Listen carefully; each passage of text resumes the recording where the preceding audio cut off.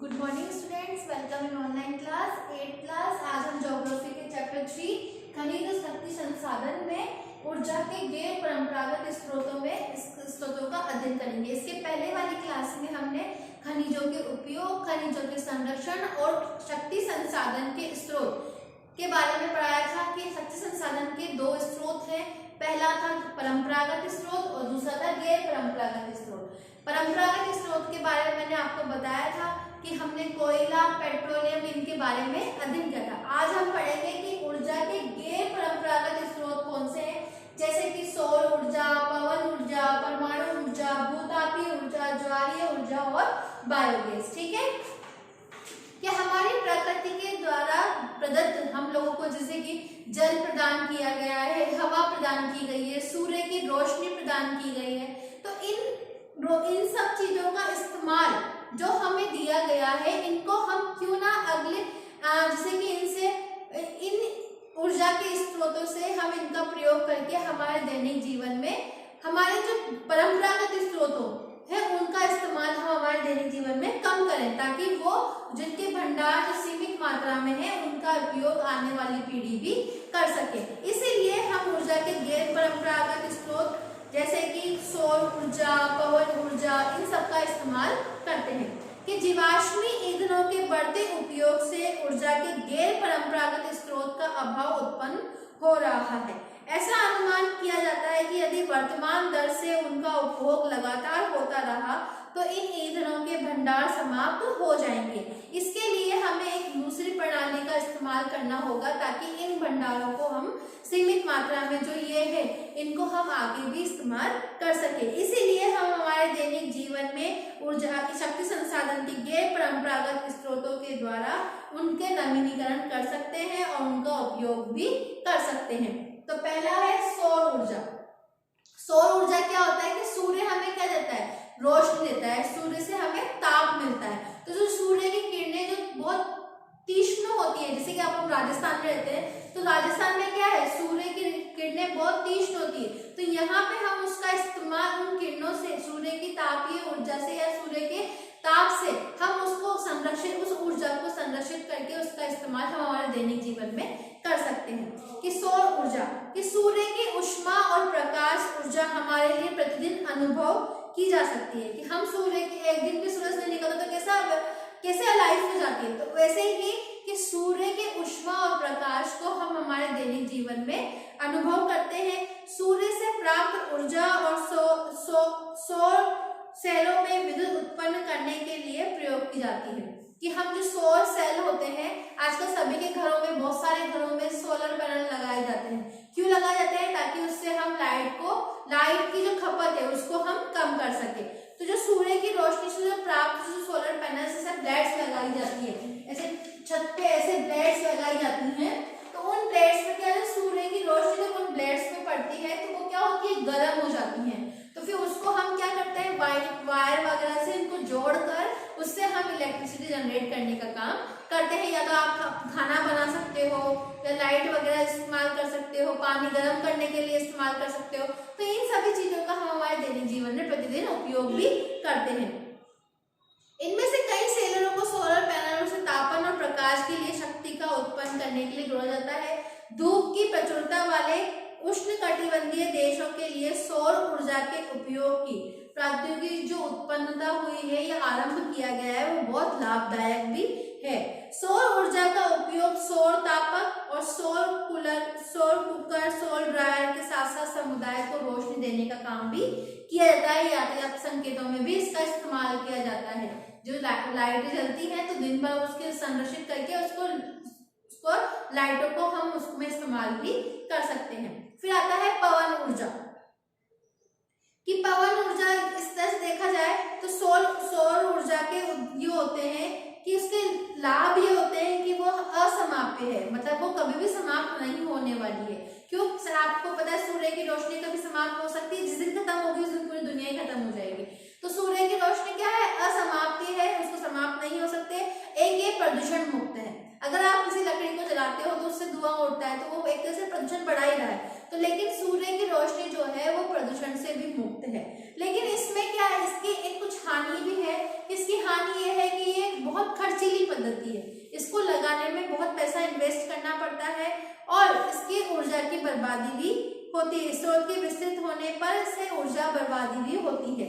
ठीक है, अब हम पढ़ेंगे पवन ऊर्जा कि पवन ऊर्जा भी एक असमाप्य होता है क्योंकि ये भी कभी खत्म होने वाली नहीं है। और पवन चक्कियों का उपयोग अनाजों को पीसने, जल को निकालने के लिए लंबे समय से चला आ रहा है और आगे भी चलाएगा। पवन की चक्कियां कैसे होती है कि उनको ऐसी लंबी लंबी से होती है और उसके ऊपर ऐसे ब्लेड्स लगे हुए होते हैं। तो वो ब्लेड्स क्या होते हैं, जैसे हवा तेज होती है तो ये ब्लेड्स क्या होती है, घूमती है और इसके नीचे यहाँ पे नीचे की तरफ यहाँ पे क्या करते हैं, यहाँ पे उसको वायरों से या टरबाइन से उसको जोड़ा जाता है, जिनका इस्तेमाल हम आटा पीसने में, जल निकालने के लिए इनका इस्तेमाल हम करते हैं। वर्तमान पवन चक्कियों में तीव्र गति से चलती हवाएं पवन चक्की को घुमाती हैं जो विद्युत उत्पादन करने के लिए जनरेटर से जुड़ी हुई होती हैं। पवन चक्कियों के समूह से युक्त पवन फार्म तटीय क्षेत्रों जैसे कि पर्वत घाटियों जहां प्रबल और लगातार हवाएं चलती हैं वहां पर इनको स्थित किया जाता है। पवन फार्म जैसे कि Netherland, Germany, Denmark, UK, USA और स्पेन में पाए जाते हैं जो पवन ऊर्जा उत्पादन में उल्लेखनीय है कि इनको कहाँ स्थापित किया जाता है, जहाँ पे हमारे यहाँ पे पवन का वेग बहुत ज्यादा होता है तो वहां पे इनको स्थापित किया जाता है ताकि अगर आप ये यूज नहीं करोगे तो वो हवा तो वैसे ही बह रही है और वो तो कभी समाप्त भी नहीं होगी, तो इनको इससे जोड़कर वहां पे इससे कार्य किया जा सकता है। फिर आता है परमाणु ऊर्जा कि परमाणु ऊर्जा प्राकृतिक तौर से प्राप्त रेडियो सक्रिय पदार्थ जैसे कि यूरेनियम और थोरियम के परमाणुओं के केंद्रक में संग्रहित ऊर्जा से प्राप्त की जाती है। कि हमारे पृथ्वी में आपको पता है सभी तरह के खनिज तत्व पाए जाते हैं या बहुत सारी गैसें भी पाई जाती है जैसे कि यूरेनियम, थोरियम, इनको क्या करता है ये जो प्रचुर मात्रा में हमारे यहाँ पृथ्वी के अंदर है तो इनका इस्तेमाल हम क्यों ना हमारी तापीय ऊर्जा में भी इसको कर सकते हैं। ये पदार्थ नाभिकीय रिएक्टरों में नाभिकीय विखंडनों से गुजरते हैं और उत्सर्जन ऊर्जा की प्राप्ति भी होती है। परमाणु ऊर्जा के सबसे बड़े उत्पादक संयुक्त राज्य अमेरिका और यूरोप है कि संयुक्त राज्य अमेरिका और यूरोप में इसका उत्पादन सबसे ज्यादा होता है। भारत में राजस्थान और झारखंड के पास यूरेनियम के विशाल भंडार हैं और थोरियम विशाल मात्रा में केरल के मोनोजाइट बालू में भी पाए जाते हैं।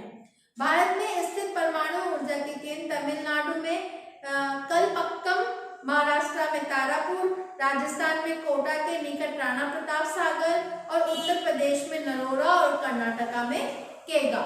इनके द्वारा यहाँ पे परमाणु ऊर्जा से यहाँ पे उसको ऊर्जा को संरक्षित करके रखा जाता है ताकि उनका इस्तेमाल हम हमारे दैनिक जीवन में कर सके। फिर आता है भूतापीय ऊर्जा।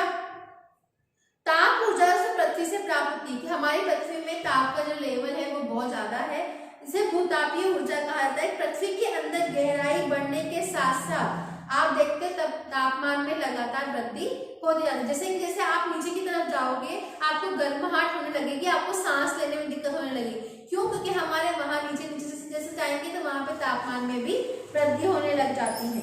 कभी कभी ये तापमान ऊर्जा भू सतह पर गर्म जल के झरनों के रूप में प्रकट हो सकती है कि ये ताप कभी कभी आपने सुना होगा कि यहाँ पे ठंडे पानी के झरने भी होते हैं तो यहाँ पे गर्म पानी के झरने भी होते हैं। क्यों? क्योंकि वहां के अंदर पृथ्वी का वेग इतना बढ़ जाता है कि उसका जो नीचे का स्तर है वो बहुत गर्म हो जाता है।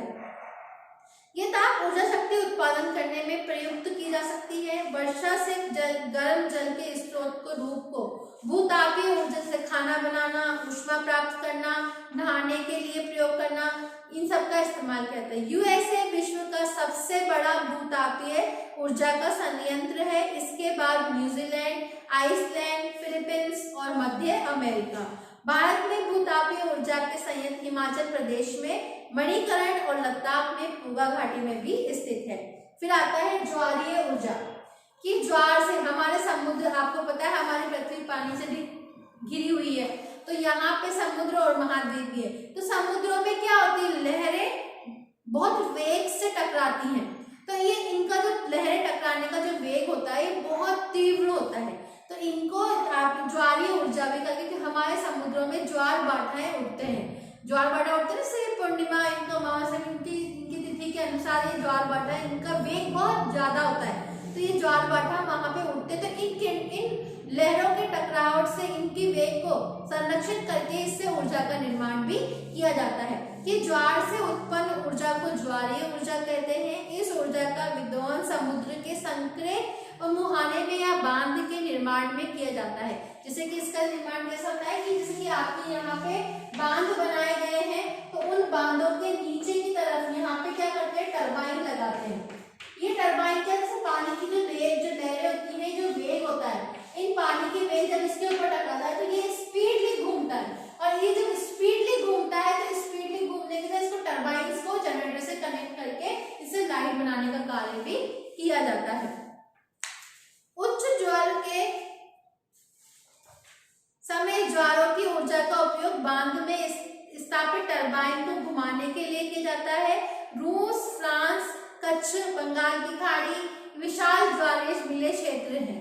फिर आता है अंतिम बायोगैस। बायोगैस सबको पता है कि इसका निर्माण कैसे किया जाता है। कि ग्रामीण क्षेत्रों में क्या होता है अधिकतर कि वहां पे जैसे कि जानवरों का अवशिष्ट पदार्थ या सब्जियों, फलों, इन सब के अवशिष्ट पदार्थ जो होते हैं, पेड़ पौधों के पत्ते वगैरह, तो वो सब क्या करते हैं, उनको एक गड्ढा खोदकर उनमें उनको भरने का काम करते हैं, फिर उसको ढककर कुछ समय के लिए छोड़ देते हैं। तो उसमें क्या होती है, एक मीथेन गैस का निर्माण होने लग जाता है, क्योंकि ये पदार्थ जितने भी होते हैं जब दबने के बाद उसमें रासायनिक क्रियाएं होने लगती है और इन क्रियाओं के द्वारा जो अपशिष्ट पदार्थ वो सड़ने लग जाते हैं। तो सड़ने के बाद उसमें से एक गैस का निर्माण होता है जिसमें हम उसको स्टोर करके लाइट जलाने के लिए, खाना बनाने के लिए, आग जलाने के लिए इनका इस्तेमाल हम किया जाता है। कि जैसे जैविक अपशिष्ट जैसे कि मृत पौधों के जंतुओं के अवशेष, पशुओं का गोबर, रसोई के अपशिष्ट गैसीय ईंधनों में बदला जा सकता है, इसे बायोगैस कहते हैं। जैविक अपशिष्ट बैक्टीरिया द्वारा बायोगैस संवृद्ध हो जाते हैं, जो अनिवार्य रूप में मीथेन और कार्बन डाइऑक्साइड का मिश्रण है। कि उसमें क्या होता है, कार्बन डाइऑक्साइड और मीथेन गैस अपने आप में एक रासायनिक प्रक्रिया करना स्टार्ट कर देती है। बायोगैस खाना बनाने तथा विद्युत उत्पादन का सर्वोत्तम ईंधन है। इससे प्रति वर्ष बड़ी मात्रा में जैव खाद का उत्पादन भी होता है। ऊर्जा सर्वव्यापी है, लेकिन इस ऊर्जा का विदोहन बहुत ही कठिन और खर्चीला है। इसमें प्रत्येक व्यक्ति ऊर्जा को नष्ट न करके भिन्नता ला सकता है। ऊर्जा की बचत ही ऊर्जा का उत्पादन है। अभी कार्य करें और ऊर्जा के भविष्य का सुनहरा बनाएं। कि जितनी मात्रा में हमें उसकी आवश्यकता है उतना ही यूज हमें करना है। जैसे कि मैं अभी यहाँ पे 5 मिनट के लिए आई हूँ और मैं 5 मिनट में वापस आना है, तो फिर मैं लाइट फैन को ऑन नहीं करूँगी। या फिर जब हम कमरे में नहीं हैं या हम बाथरूम में नहीं है तो हमें पानी का, लाइट का, इन सब की सुविधा को इनका इस्तेमाल हम कम करके इनको हम आगे की तरफ ले जा रहे हैं। अगर हम इसी की मात्रा में बहुत अंधाधुंध तरीके से इसका इस्तेमाल अगर हम आज करते रहे तो आने वाले समय में इसको ये मिलना संभव नहीं है। ठीक है, आपका चैप्टर फिनिश है। आप सबको समझ में आ गया होगा कि हमने इसमें ऊर्जा शक्ति संसाधन के 2 स्रोत, गैर परंपरागत और दूसरा गैर परंपरागत स्रोतों के बारे में इसका अध्ययन किया है। ठीक है, thank you, have a nice day.